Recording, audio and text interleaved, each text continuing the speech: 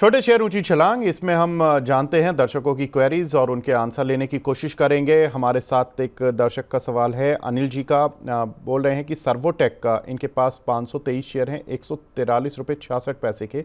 क्या करना चाहिए मैम? 6 मंथ्स का इनका टारगेट पूछ रहे हैं। जी बिल्कुल। यहाँ पे वापस से मुझे एक बार बताएंगे, सर्वोटेक पावर सिस्टम्स, राइट? यही स्टॉक पे इनका सवाल है। जी मैम, 143 रुपये 66 पैसे के लिए हूँ। मैं इसको क्रॉस चेक कर लेता हूँ। जी जी, यही स्टॉक है। जी मेरे हिसाब से क्योंकि अभी जी, 178.70 सर्वोटेक के पावर सिस्टम, एग्जैक्टली मैम, 179 वाला, बिल्कुल। हाँ, और इनकी खरीद है 143 की, राइट? तो जी सर्वोटेक की बात करें तो देखिए, अभी तो ये मुनाफे में है, लेकिन थोड़ा मुझे ऐसा लगता है कि वीकनेस ये काउंटर दिखाता हुआ नजर आ सकता है। ज्यादा तो नहीं, लेकिन एक बार थोड़ी वीकनेस आएगी जो इसको फर्दर डाउन साइड तक ले जा सकती है, 170 से लेके 165 तक। पर मेरे हिसाब से एक बहुत महत्वपूर्ण सपोर्ट इसने पकड़ा हुआ है 159 के लेवल पे। तो जब तक वो लेवल ब्रेक नहीं होता, इसमें कोई भी दिक्कत की बात नहीं है, होल्ड करने की सलाह है। थोड़ा चाहे तो पार्शियली प्रॉफिट बुक करें, क्योंकि 143 की खरीद है, 178 चल रहा है। तो जितनी भी क्वांटिटी ली है उसमें से पार्शियली प्रॉफिट बुक करना है, लेकिन पार्शियली को जरूर होल्ड करेंगे 158 के स्टॉप लॉस के साथ। और टारगेट इसमें अभी अपसाइड में एक इंपॉर्टेंट रेजिस्टेंस ये पकड़ रहा है 190 192 के लेवल पे। तो वो लेवल अगर ब्रेक हो गया 192 का, तो फिर 205 तक के भी स्तर हमें ये दिखाता हुआ नजर आएगा। तो पार्शियली प्रॉफिट बुक कर लीजिए, पार्शियली होल्ड कर लीजिए, स्टॉप लॉस 158 का रखेंगे, टारगेट 192 और फिर 200 पर। जी। मानिका नाथ जी का सवाल IEX पर है मैम। 192 रुपये के इन्होंने लिए हुए हैं, लॉन्ग टर्म का टारगेट पूछ रहे हैं। जी बिल्कुल। आईएक्स की यहाँ पे बात करें तो लॉन्ग टर्म के टारगेट्स अच्छे ही यहाँ पे, इनफैक्ट चार्ट की बहुत बढ़िया पोजीशन बनी हुई है। देखिए, मुझे पहला जो मैं यहाँ पे लेवल देना चाहूंगी वो तो 210 का है, और उसके बाद 230 के हैं। तो ये टारगेट सेट किए जा सकते हैं इसमें कुछ आने वाले महीनों के लिए, 210 और 230। तो होल्ड करने की सलाह रहेगी इस काउंटर को, और स्टॉप लॉस इसमें पोजिशन में आएगा 173 का। जी। एक हमारे दर्शक हैं, वो SKP सिक्योरिटीज़ पर पूछते हैं, काफ़ी दिन से सवाल पूछ रहे हैं। 260 की रेंज में फंसे हुए हैं मैम, क्या करना चाहिए? जी देखिए, एसकेपी सिक्योरिटीज की यहाँ पे बात करें तो ये वीक लग रहा है काउंटर। मुझे लग रहा है कि इसकी जो वीकनेस है ये और ज्यादा अभी गहराएगी। विवेक जी, मुझे वापस से इनका कॉस्ट प्राइस बताएंगे?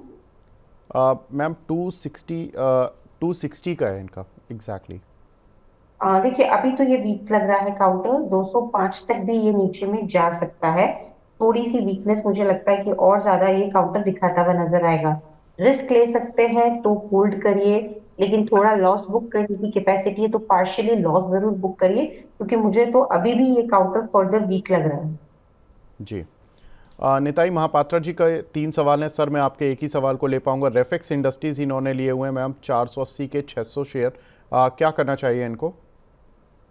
रेफेक्स इंडस्ट्रीज की बात करें तो जी 480 पे है, 524 का भी भाव चल रहा है, अच्छे मुनाफे में है। तो सबसे पहले मेरे हिसाब से तो थोड़ा सा मुनाफा चाहे तो वसूल कर ले, क्योंकि थोड़ी सी गिरावट हो सकता है, ये काउंटर दिखाता हुआ नजर आए। कहाँ तक जा सकता है? 500 तक जाने की कोशिश कर सकता है। तो पार्शियली मुनाफा जरूर वसूल करें, और जो पार्शियली पोजिशन को भी होल्ड करेंगे तो उसमें स्ट्रिक्ट स्टॉप लॉस रख लें 497 का। 497 के नीचे अगर गया तो फिर थोड़ी दिक्कत ज्यादा होगी, और अगर ये 497 के स्टॉप लॉस भी ट्रिगर होता है तो ये मुनाफे में ही निकलेंगे, क्योंकि 460 की खरीद है। तो अभी थोड़ा मुनाफा वसूल करें और बाकी को होल्ड करेंगे 497 के स्टॉप लॉस के साथ। एक हमारी दर्शक हैं सुनीता चौधरी जी, रेगुलर व्यूअर हैं। बोल रही हैं कि इनकी वेदांता की बाइंग प्राइस 106 रुपये 75 पैसे है। 500 शेयर इनके पास है, और 300 रुपये का ये डिविडेंट भी पा चुकी हैं पिछले 2 सालों में। 2 साल में 300 रुपये का डिविडेंट कैसे मिल गया इनको? 35 रुपये का डिविडेंट तो अभी तक इस साल में मिला है। कैलकुलेशन करना होगा। आई थिंक 100 रुपये का डिविडेंट तो आई कैन एक्सपेक्ट, बट ठीक है। मैम डिमर्जर में ये पूछ रही हैं कि क्या वैल्यू बनेगी और किस तरह से इनको ट्रेड करना चाहिए अब अगले 2 साल के लिए? देखिए, होल्ड ही करना चाहिए, मुझे तो लगता है वैल्यू यहाँ पे काफी बढ़िया बनेगी, और इनफैक्ट जो स्टॉक है उसमें भी अच्छा खासा पोटेंशियल है अपसाइड मोमेंटम दिखाने का। तो मैं होल्ड करने की सलाह दूंगी, और मेरे तो टारगेट वेदांता में थोड़े बड़े ही हैं। देखा जाए तो मुझे ऐसा लगता है कि एक बार ये काउंटर 550 से 600 जाने की पूरी पूरी क्षमता रखता है। तो अभी आने वाले टाइम के लिए होल्ड करने की सलाह रहेगी। इस काउंटर को स्टॉप लॉस के तौर पे 475 का स्तर रखा जाए। जी बिल्कुल। इन्होंने 2 साल में नहीं, इन्होंने 2 साल के लिए आउटलुक पूछा था, तो डिविडेंड इन्होंने 300 रुपये प्राप्त कर लिया। Very nice ma'am, congratulation. आपने 106 रुपये के शेयर खरीद कर 300 रुपये डिविडेंड ले लिया, तो आपके लिए तो ये शेयर फ्री से भी अच्छा है। फ्री में भी एक वैल्यू आपको मिल चुकी है, और अब तो आपके पास जो भी शेयर पड़े हुए हैं वो फ्री बराबर ही हैं। एक हमारे दर्शक हैं राजेश जी, वो पूछ रहे हैं कि please suggest way forward for buying gold and what is expected in price in next 15 to 30 days। Thanks. Ma'am, आप गोल्ड को ट्रैक करते हैं, तो बताइए कि गोल्ड पर आपका अगर आउटलुक हो तो कुछ। देखिए, गोल्ड को जो बेसिकली चार्ट्स हैं, अभी कमोडिटी में मेरे पास प्रॉपर चार्ट्स अवेलेबल नहीं है क्योंकि मैं स्टॉक्स ट्रैक करती हूँ।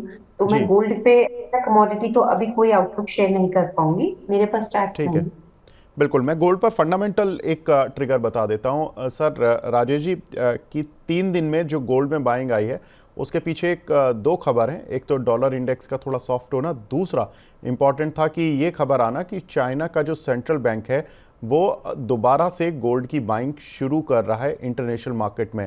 2023 से उन्होंने अपनी गोल्ड की बाइंग शुरू की थी, और मई 2024 तक वो गोल्ड की बाइंग करता रहा था सेंट्रल बैंक। तो गोल्ड का प्राइस चलता रहा, और उन्होंने मई के बाद ब्रेक लगा दिया, और अब दोबारा से वो गोल्ड की बाइंग शुरू कर रहा है। तो ये एक इंपॉर्टेंट खबर, जिसकी वजह से हमने देखा कि पिछले 2-3 दिन में गोल्ड ने अच्छा जंप दिखाया है। एक हमारे दर्शक हैं KS रमेश जी। मैम, ये अदानी विल्मर पर पूछ रहे हैं। इनके पास 230 रुपये के कुछ शेयर पड़े हुए हैं 2022 के। पूछ रहे हैं कि प्रॉफिट बुक कर लें या एग्जिट करें। जी बिल्कुल, अदानी विल्मर के यहाँ पे अगर बात करें तो मेरे हिसाब से तो अभी इसमें थोड़ा सा प्रॉफिट बुक कर सकते हैं क्योंकि रेंज बाउंड टेरिटरी में ये काउंटर अभी जा रहा है और रेंज बनी हुई है 280 से लेके 335 के बीच में, यानी कि 55 पॉइंट के बीच में ये रेंज में ही घूमता हुआ नजर आएगा। थोड़ा प्रॉफिट बुक करने की सलाह रहेगी, अगर प्रॉफिट में है तो जरूर थोड़ा सा बुक करें, लेकिन पूरा ना करें क्योंकि कोशिश कर रहा है कि अब ये रेंज से बाहर निकले। इनिशियली एक बार 325 तक के स्तर भी दिखाता हुआ नजर आ सकता है। तो अगर आप ज्यादा लंबा रोक नहीं सकते तो पार्शियली मुनाफा वसूल करें, लेकिन पूरा मुनाफा नहीं वसूल करें क्योंकि अब एक कोशिश कर सकता है 324 तक जाने की ये काउंटर। जी। एक हमारे दर्शक हैं, वो पूछ रहे हैं प्लीज़ एडवाइज़, दीप कोटक जी हैं, please advise on general insurance company GIC पर। मैम, ये IPO से होल्ड कर रहे हैं इस शेयर को।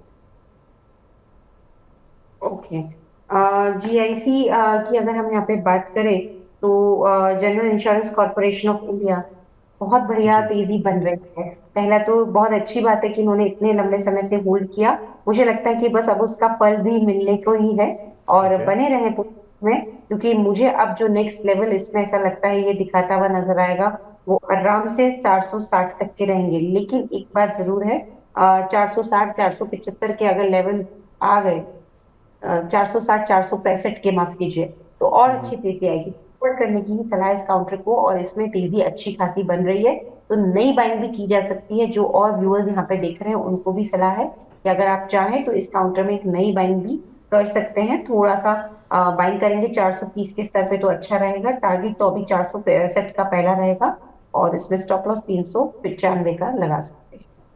जी।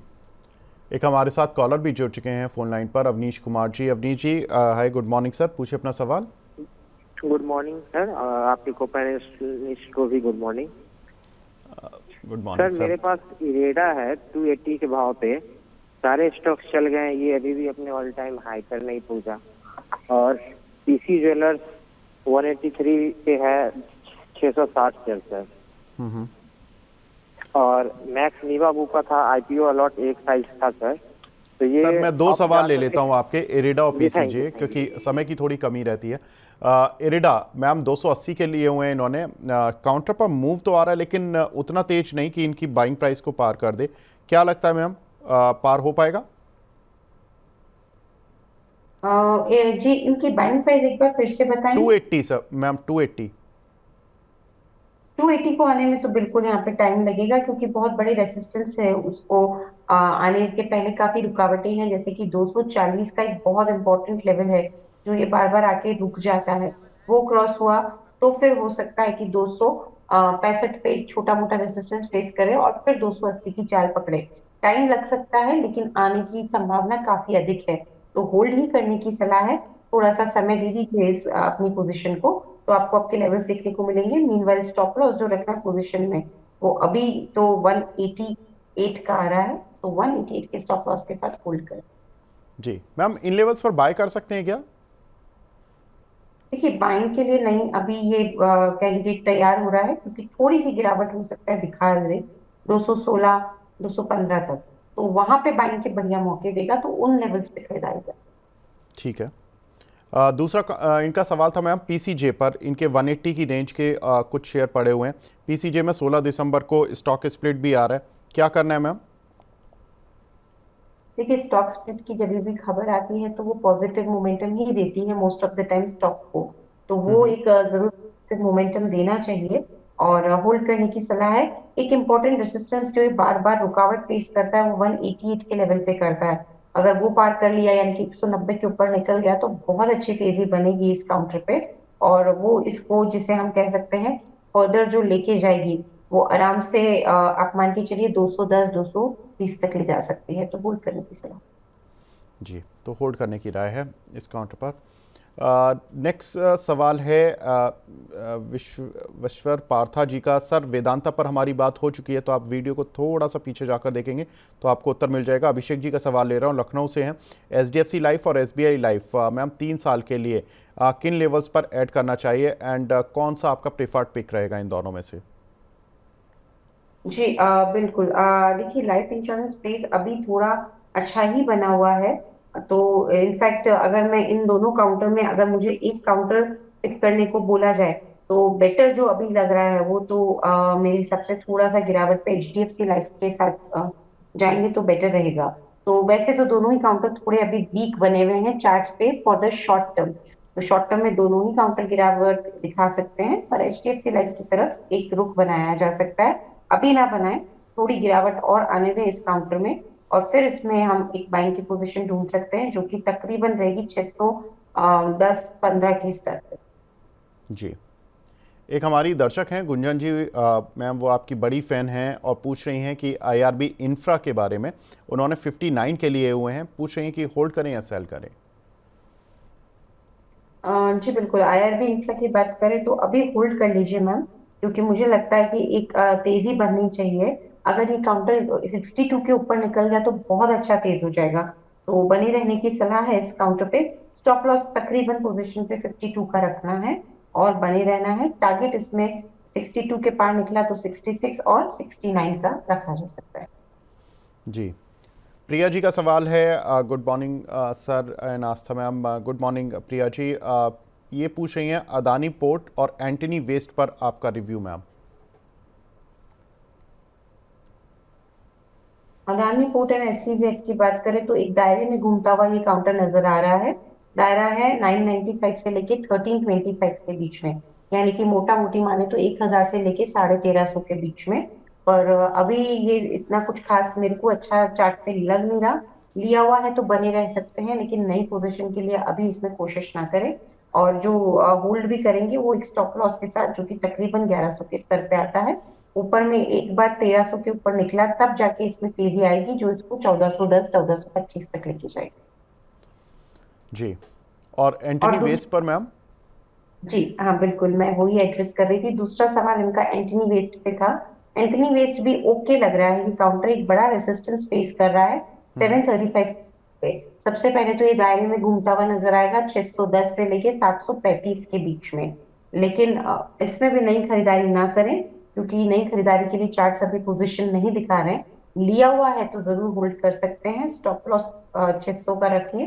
टारगेट इनिशियली 730 का रहेगा, लेकिन वो स्तर पार हुआ तो 780 का दूसरा टारगेट रखा जा सकता है।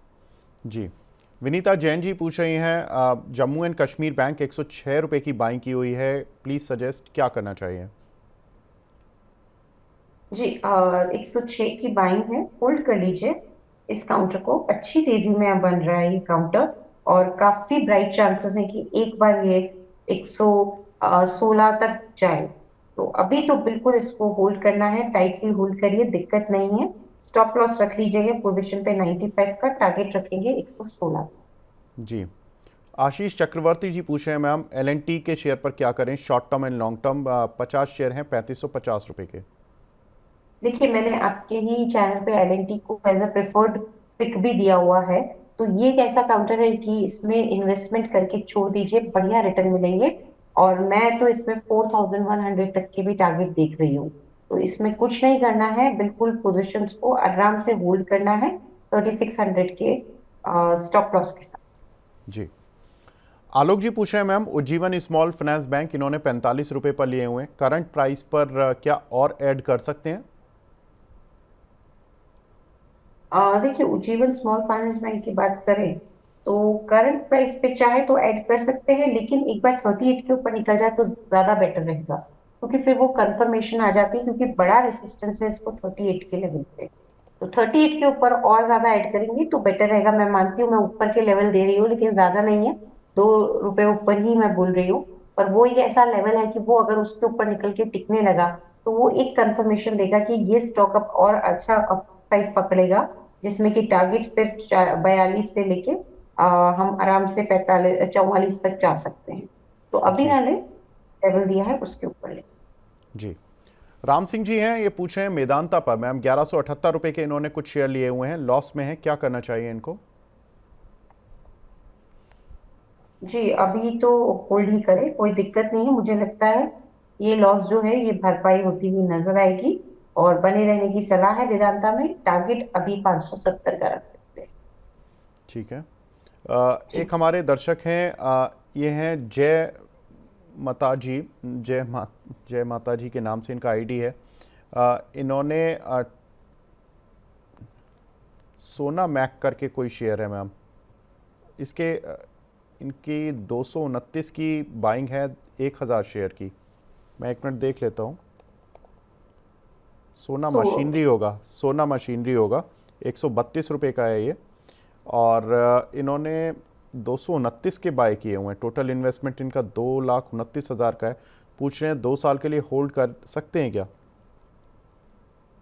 देखिए, 229 के लेवल यानी कि काफी पहले की बात है, इनफैक्ट जून जुलाई की शायद बात रहेगी, तब लिया होगा।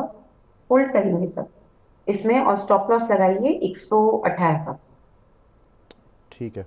काफ़ी लॉस हो रहा है इनको तो, 1 लाख रुपए से ज़्यादा का लॉस हो रहा है। एक हमारे दर्शक हैं ओमवीर जी, ये पूछ रहे हैं MIC इलेक्ट्रॉनिक्स मैम, इन्होंने 94 रुपये के लिए हुए हैं, क्या करना चाहिए इनको? होल्ड करने की सलाह इस काउंटर पे भी रहेगी, एक स्टॉप लॉस के साथ, जो कि तकरीबन आएगा 80 के लेवल पे। टारगेट इसमें रखेंगे अभी तो 100 का। ठीक है। सोनी गुप्ता जी का सवाल है सोना BLW पर। इन्होंने आप कभी मेरा सवाल नहीं लेते, ऐसा क्यों है? और आज ले लेते हैं सोनी जी आपका सवाल सोना BLW पर। क्या मैम आपकी राय रहेगी इस काउंटर पर? देखिए, ये काउंटर थोड़ा सा भी वीक लग रहा है। सोना बीएलडब्ल्यू थोड़ी वीकनेस और दिखा सकता है मेरे हिसाब से, एक बार 625 तक भी ये आ सकता है। तो ये काउंटर में मुझे अभी दम नहीं लग रहा है, और एक रेंज में घूमेगा 625 से 745 के बीच में। होल्ड करेंगे, लॉन्ग टर्म के लिए करेंगे, लॉन्ग टर्म में भी 2 से 3 महीने की समय सीमा मानते हुए होल्ड करने की सलाह है। और स्टॉप लॉस जो रखेंगे पोजीशन पे वो 605 का रहेगा। इनिशियल टारगेट तो अभी इसमें 710 का रखा जा सकता है। ठीक है। एक हमारे दर्शक हैं प्रवीण जी, ये बोल रहे हैं गुड मॉर्निंग विक sir, I am from Karnataka. Good morning sir and daily viewer of your show, thank you very much. Precision camshaft इन्होंने बाय किया हुआ है 360 रुपये पर, 6 महीने का इनका व्यू है। क्या करना चाहिए मैम लॉन्ग टर्म के लिए? देखिए, प्रिसिशन कैमशाफ्ट की यहाँ पे बात करें तो एक मिनट, ये जरा काउंटर मेरे यहाँ चार्ट्स पे नहीं आ रहा है, 1 सेकेंड। जी, प्रिसिशन की कैमशाफ्ट में देखिए बिल्कुल होल्ड करना है ये काउंटर। स्टॉप लॉस तो रख लेंगे पोजीशन पे 315 का, लेकिन टारगेट इसमें अच्छा खासा बन रहा है, जो कि 385 से 390 का है। ये मैं इनिशियल टारगेट्स दे रही हूँ, इसके बाद टारगेट्स और यहाँ पे रिवाइज किए जा सकते हैं। जी। देव बंदिल जी का सवाल है, बजाज हाउसिंग फाइनेंस के बारे में बताएं, होल्ड करें या सेल करें इन लेवल्स पर? जी देखिए बजाज हाउसिंग की यहाँ पे बात करें तो ये जो काउंटर है इसको तो अभी लेकिन इनकी कॉस्ट प्राइस क्या है, क्योंकि काउंटर वीक लग रहा है। अगर विवेक जी हमें कॉस्ट प्राइस पता पड़ जाएगी तो हम ये बता सकते मैम हैं कि इन्होंने ये कॉस्ट प्राइस नहीं डाला है, तो इन्हीं लेवल से बताना पड़ेगा। I would request to every viewer कि अपनी कॉस्ट प्राइस जरूर लिख दिया करें। हाँ, क्योंकि थोड़ा सा अगर प्रॉफिट में है आसान। तो मैं तो एक्सेप्ट करने की ही सलाह दूंगी, क्योंकि काउंटर अभी थोड़ा वीक लग रहा है। लेकिन अगर लॉस में है तो फिर कितना लॉस है हमें वो देखना पड़ता है और उस हिसाब से अपनी स्ट्रैटेजी डिवाइस करनी पड़ती है।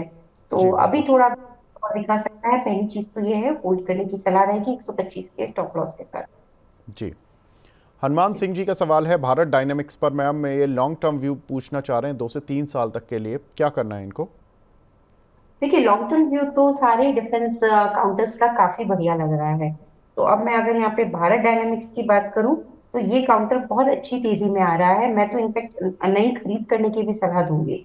तो कोई चाहे तो नया भी ले सकते हैं अराउंड 1220 के आसपास अभी के लेवल पे। स्टॉप लॉस इसमें थोड़ा सा रहेगा, वो रखेंगे 1100 के आसपास का।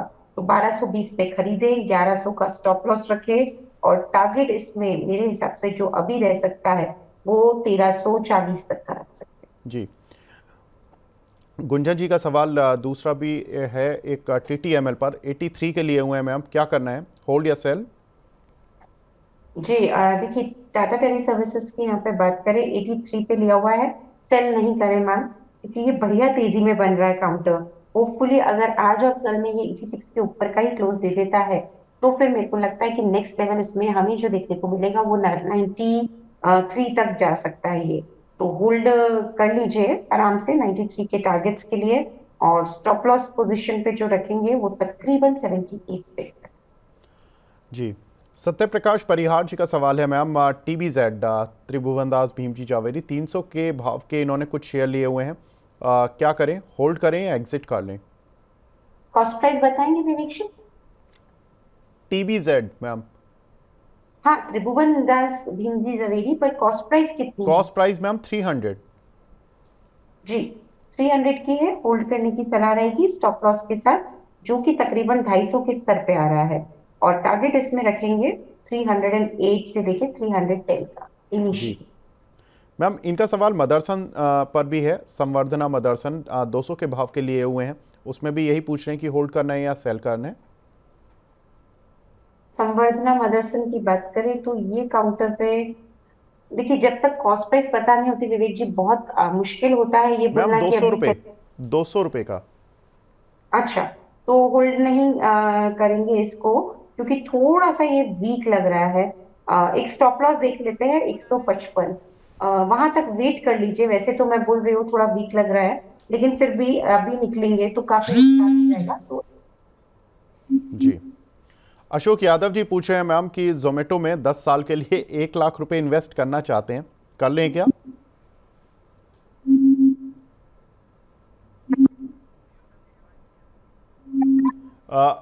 आशा ma'am please unmute your mic ma'am.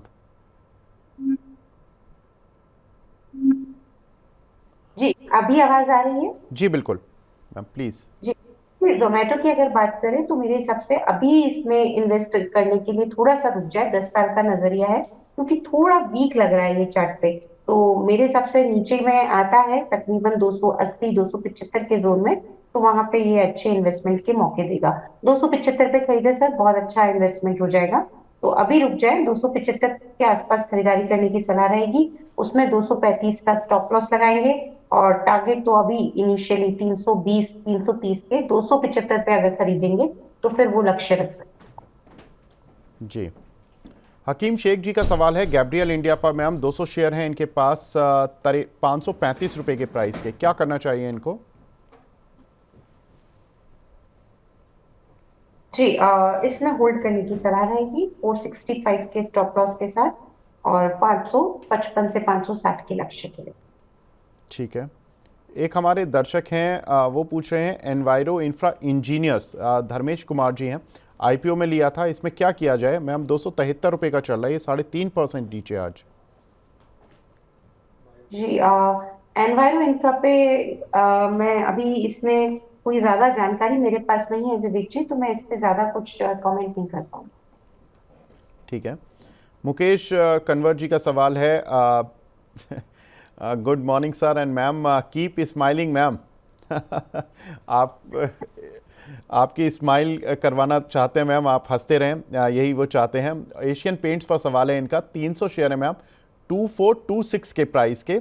पूछ रहे हैं कि क्या एंट्री कब करें, इन्होंने लिया हुआ है या एंट्री करना चाहते हैं।